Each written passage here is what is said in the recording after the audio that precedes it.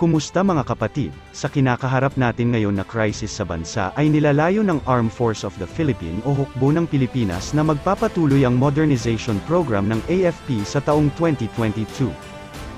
Bago tayo magpatuloy sa ating tatalakayin, ay shoutout ko muna ang mga bago nating mga kapatid Conrado Balubal TV, Jerome Perewiles, Porfirio Salinas Jr., Edgar Camacho, Matt Creation, Jenard 11, Jeric Ikong, Anthony Tabinast. Pakisuportahan po ang mga kapatid natin at maaari nyo pong bisitahin ang kanilang channel at maraming salamat po. Muli ako ang inyong kapatid sa isip, at sa salita ako si Red Matha.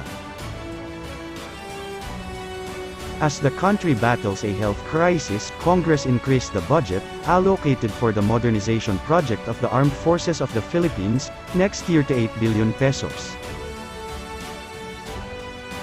In a statement, Surigao del Sur Representative Johnny T. Pimentel said, the AFP Modernization Program is getting another 35 billion pesos under the proposed 2022, 5.024 trillion pesos, National Expenditure Program, saying the funding is 8 billion pesos more than the program's 27 billion pesos allocation this year. Under the 2022 National Expenditure Program, the Department of National Defense receives a total allocation of 222 billion pesos.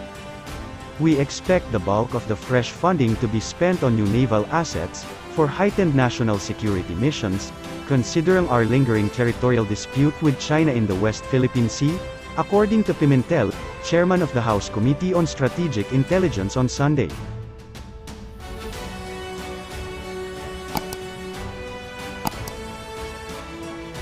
We are counting on Camp Aguinaldo to sign the contracts for the Philippine Navy's acquisition of 6 83-meter offshore patrol vessels from Australia before the end of President Rodrigo Duterte's term, Pimentel added. National Defense Secretary Delphine Lorenzana, the lawmaker, said that the Australian global shipbuilder and defense contractor Austal Limited is at the forefront of the Navy's procurement program for the OPVs at an aggregate cost of 22 billion pesos. We expect the highly agile OPVs to serve as the Navy's remote workhorses, Pimentel said. As designed, he said each OPV will have an aviation deck capable of launching helicopter and drone missions.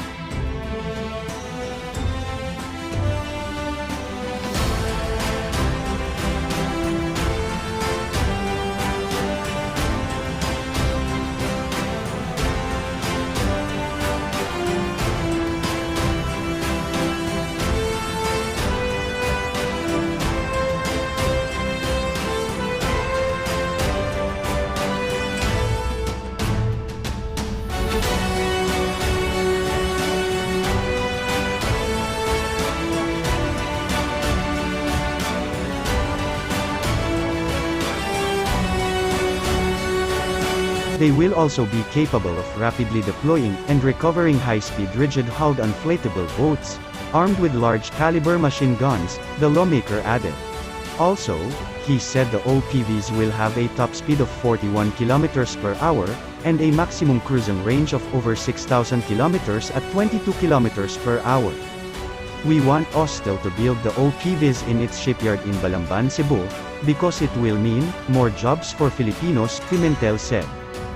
Austal Philippines Pty Limited shipyard at the West Cebu Industrial Park currently employs over 300 Filipinos. Pimentel said, Austal's local boatyard can also facilitate the periodic upkeep of the OPVs.